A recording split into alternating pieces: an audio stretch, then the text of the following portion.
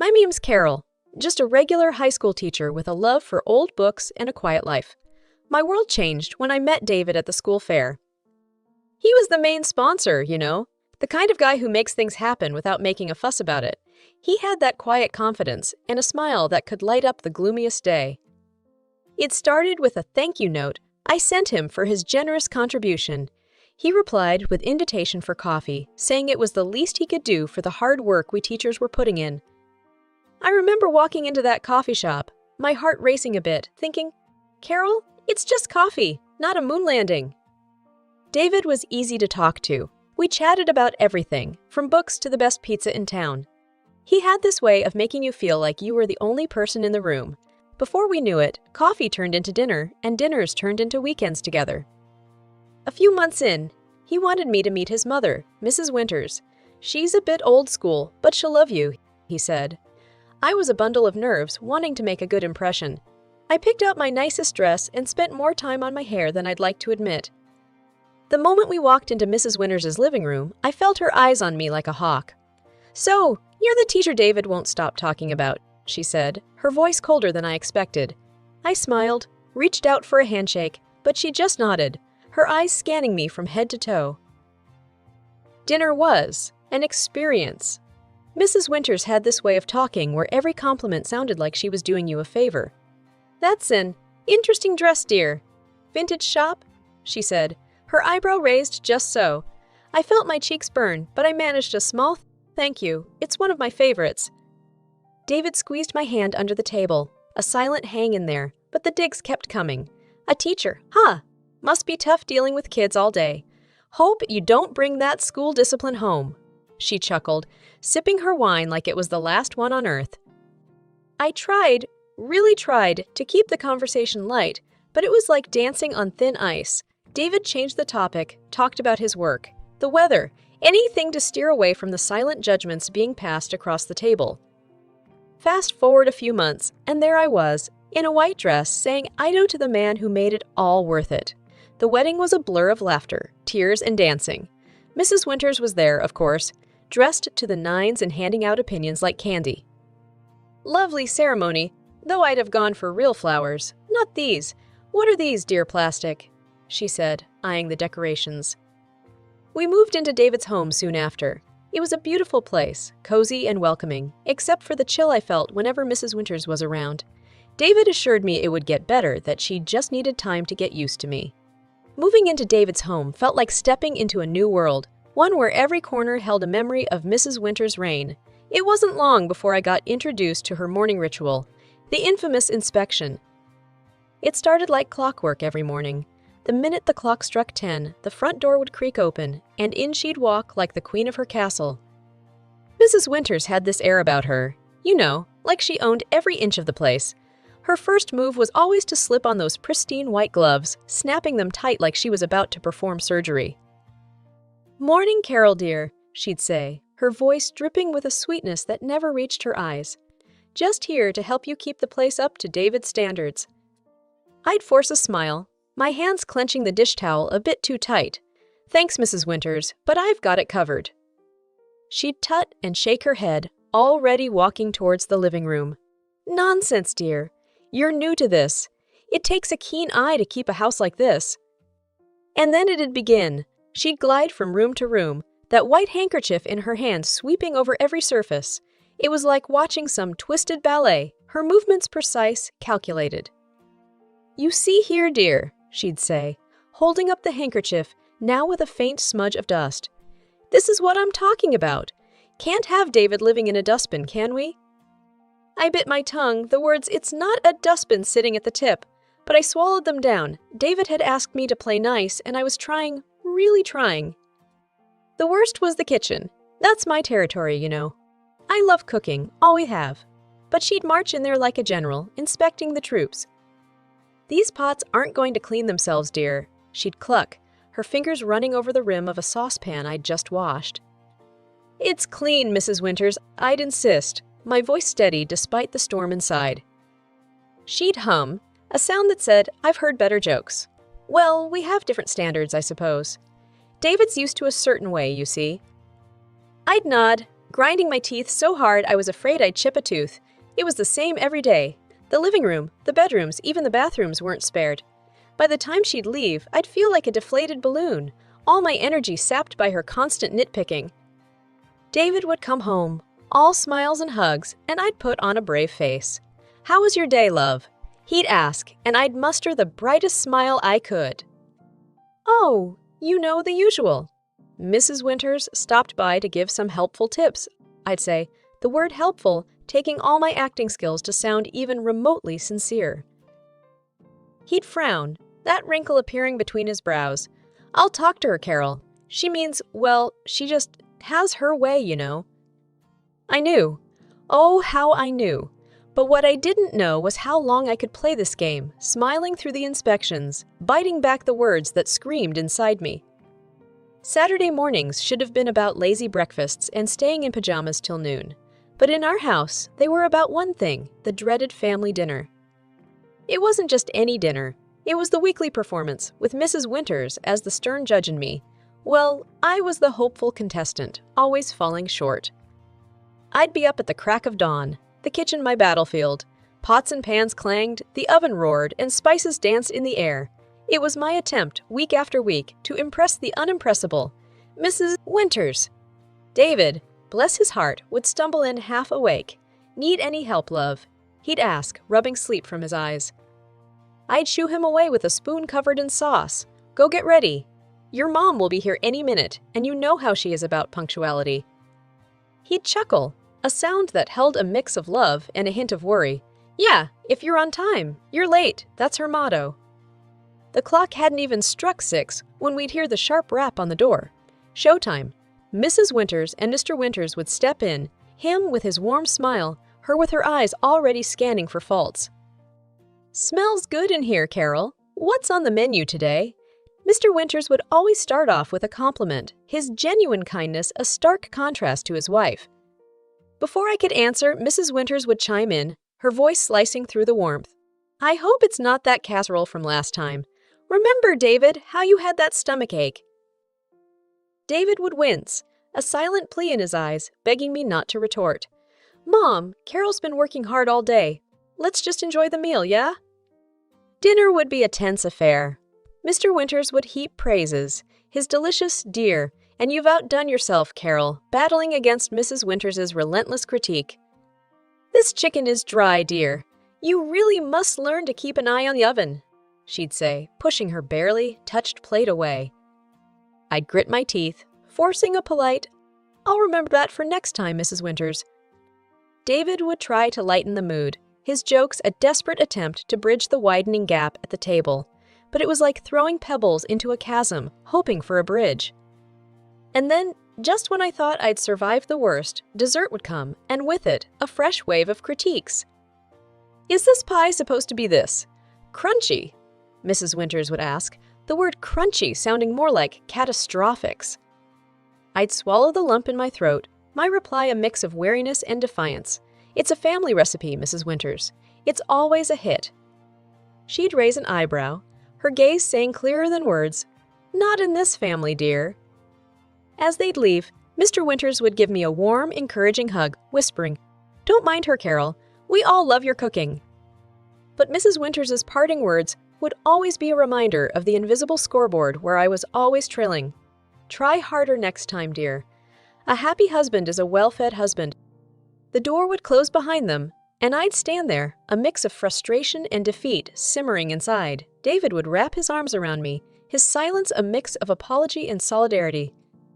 "It's just one night a week, love. We'll get through this," he'd whisper, his words a lifebuoy in the stormy seas of Saturday dinners. The news of the pregnancy should have been a moment of pure joy, a new chapter for David and me. But amidst the excitement, a shadow lingered, the thought of Mrs. Winters's reaction. David was over the moon, grinning ear to ear. "We're going to be parents. Carol, can you believe it?" he'd say, wrapping me in a hug so tight it felt like nothing could go wrong. But the first time Mrs. Winters dropped by after hearing the news, the air was thick with tension. I braced myself for her words, hoping maybe, just maybe, this new life might soften her. "Well, I do hope you've read up on parenting, Carol. It's not all cooing and cuddling, you know, she started, her tone as sharp as ever. I bit back a sigh, a fake smile plastered on. We're thrilled, Mrs. Winters. And yes, we're reading a lot, getting ready for the baby. She sniffed, peering at me like she was assessing if I was up to the task. Well, make sure you follow the right books. Some of these modern ideas are just nonsense.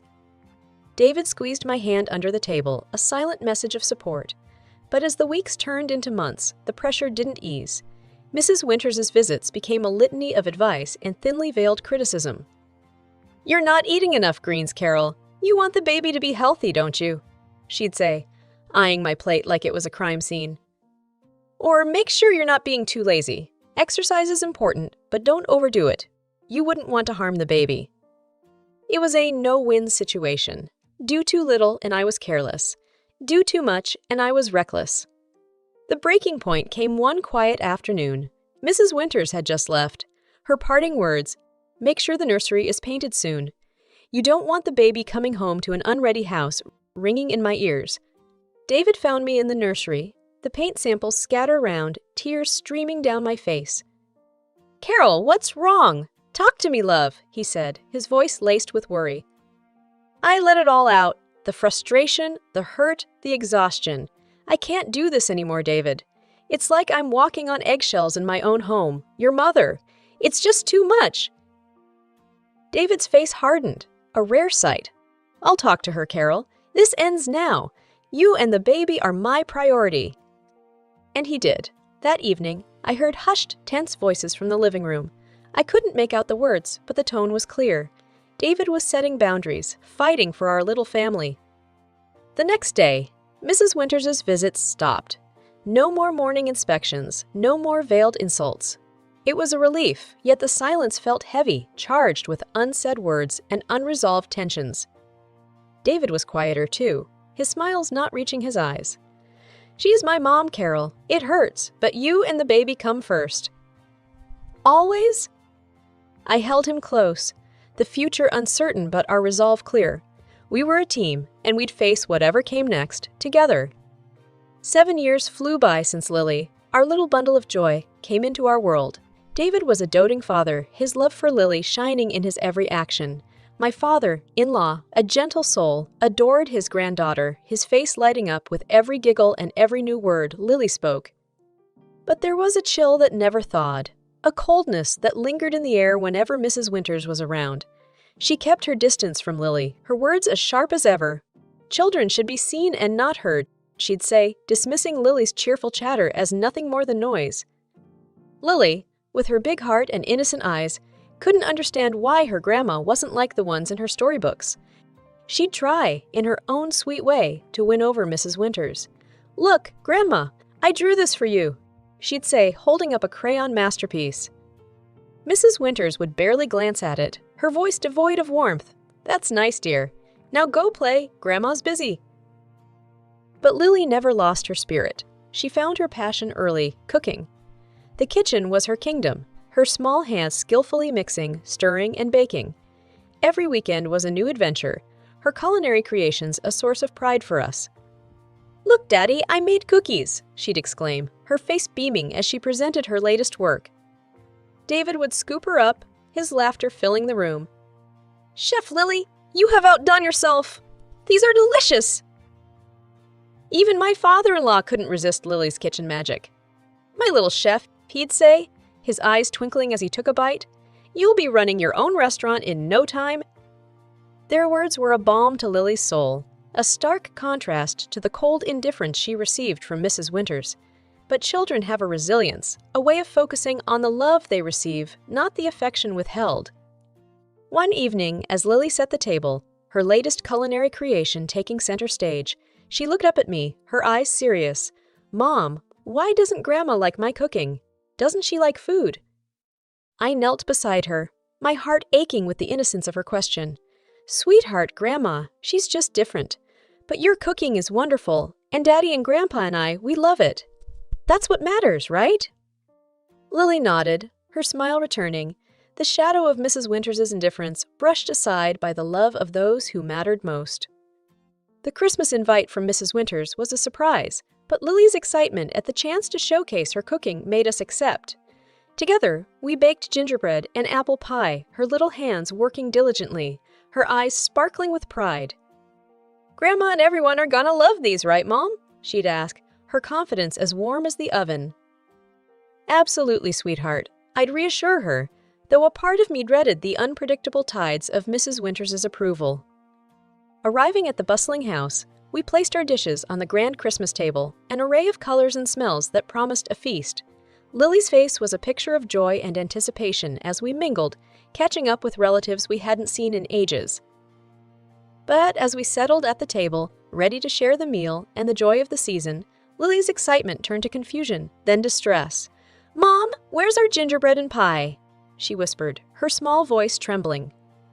I scanned the table, a sinking feeling in my stomach. Our dishes were missing. Mrs. Winters at the head of the table was holding court, her laughter ringing out clear and sharp.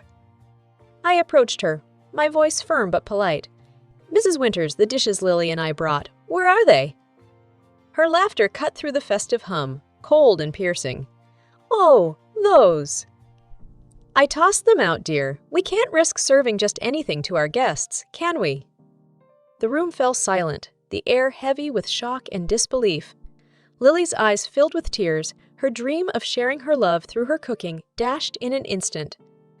"But I made them for everyone. I worked so hard," she managed to say, her voice a fragile whisper against the weight of her grandmother's harsh words. Mrs. Winters shrugged, her eyes void of any warmth. "Well, dear, not everything made with love is fit for the table. Better safe than sorry." That was the last straw. David, who had always been the bridge between his mother and our family, stood abruptly, his chair scraping against the floor loudly. "Mom, that's cruel. How could you?" he said, his voice steady, but loaded with an anger I had rarely seen in him. "Lily poured her heart into those dishes. She wanted to share something special, and you just threw it away like it was nothing." Mrs. Winters' smile faltered, her eyes widening in surprise. This was not the mild-mannered son she was used to. "David, I was just—" "No, Mom, you went too far. Disrespecting Carol is one thing, but hurting Lily, your own granddaughter, that's something I can't and won't forgive." He interrupted, his disappointment and anger clear and unwavering. The room was still, the festive air replaced by a tense silence. Mrs. Winters sat there, the impact of David's words hitting her. She had expected compliance, maybe a few whispered complaints, but not this. Not her usually gentle son standing up to her, defending his family with such resolve. The air was thick with tension as we left Mrs. Winters' house, the festive lights mocking us with their cheer. The sound of Lily's quiet sobs was louder than the Christmas carols that played in the background. David's hand was firm on my shoulder, a silent pillar of strength. As we reached the door, Mrs. Winters' voice broke through the heavy silence, her tone desperate, a stark contrast to the cold disdain she'd shown earlier. "Please don't go. I'm sorry," she stammered, her eyes wet with tears that seemed out of place on her stern face. David stopped, turning back to face his mother. The room held its breath. "Sorry. Now you're sorry." His voice was low, but it cut through the room, sharp and clear. "You humiliated your own granddaughter, Mom. You broke her heart. There's no sorry that can fix that." Mrs. Winters' sobs grew louder, her composure shattered, but it was too late. The damage was done, and the cracks too deep to mend. In the tense silence that followed, Mr. Winters stood up, his chair scraping against the floor. His voice, when he spoke, was calm, but it carried a weight that silenced the room. "I can't sit here and pretend this is okay, Martha." "Not this time." Without another word, he turned and walked away, his steps heavy with the burden of a decision long overdue. The room felt colder, the festive warmth snuffed out by a single act of unkindness. One by one, the guests stood up, their faces somber, their goodbyes muted and brief. The festive gathering was unraveling, the threads of family and friendship coming undone. As the last guest left, the door closing with a soft click, the magnitude of what had happened settled in the room. Mrs. Winters sat alone at the table, her sobs the only sound in the house that moments ago was filled with laughter and chatter. Outside, the cold air bit at our cheeks, a stark reminder of the warmth we'd left behind. David's arm was around Lily, her small body leaning into his for comfort. We walked in silence, the weight of the night pressing down on us. Back home, as we sat in the living room, the Christmas tree lights twinkling softly, a sense of peace settled over us. It was a fragile peace, one born from the chaos of the night, but it was ours. Lily, nestled between us, her tears dried, but the hurt still fresh in her eyes, looked up and whispered, "Are we okay, Mom, Dad?" David hugged her closer, a silent vow in his embrace. "We're more than okay, sweetheart. We're together, and that's all that matters." And in that moment, as we held each other, the trials of the night receded, leaving behind a simple truth. Family wasn't just about shared blood or shared names. It was about shared love, shared pain, and the shared resolve to stand together when the world seemed to crumble around us. The fallout from that chaotic Christmas dinner rippled through our family like a shockwave. The house felt different, quieter, the air still tinged with the remnants of that night's revelations. David was somber, his usual cheer dimmed by the events that had unfolded. "I'm sorry, Carol," he said one evening as we sat in the living room, the only sound the ticking of the clock. "I should have stood up for you and Lily sooner. I let it go on for too long." I reached for his hand, feeling the roughness of his palm against mine. "You did what you thought was best, David. We both did. But now we know better. We move forward, together." He nodded, the lines on his face softening. But the true shock came the next day when Mr. Winters showed up at our doorstep, his eyes weary, a deep frown creasing his forehead.